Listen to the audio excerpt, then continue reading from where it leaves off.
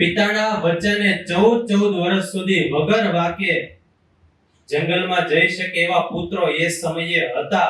પણ આજે પતિની સેવા કરવા માટે એક પણ પ્રકારની આર્ગ્યુમેન્ટ વગર 14 વર્ષ સુધી સેવા કરવાની કોઈ પણ દોષ ન હોય છતાં પણ અગ્નિ પરીક્ષામાંથી પસાર થવાનું એવી પત્નીઓ હતી, પણ આજે પોતાના ભાઈ ભાભીની સેવા કરવા માટે 14 વર્ષ સુધી સાથે જવાનું, 14 વર્ષ સુધી સાથે રહે છતાં પણ ભાભીના ચહેરા ઉપર, મુખ ઉપર ક્યારેય દ્રષ્ટિ નહીં કરવાની એવા દિયર હતા, પણ આજે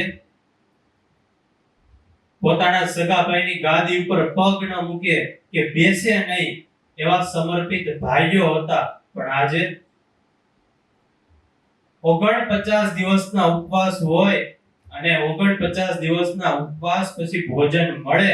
તો પણ એ ભોજન ભૂખ્યાને આપી દે એવા રાજાઓ હતા, પણ આજે એક હોલાને બચાવવા માટે પોતાના શરીરમાંથી માંસના ટુકડા કાઢીને આપે એવા લોકપ્રિય નેતાઓ હતા, પણ આજે એક સાડીના પાલોમાં પાણી ભરીને ઘરની અંદર લાવી શકે પાણી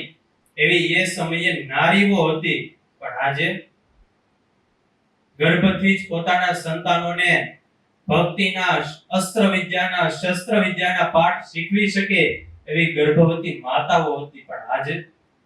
આવી યાદીઓ તો લંબાવતા જઈએ ત્યારે આપણને પ્રશ્ન થાય કે ઇતિહાસ તો ખૂબ ભવ્ય હતો, વર્તમાન ખૂબ દુર્બળ છે અને ભવિષ્યની તો આપણે કલ્પના જ નથી કરી શકતા।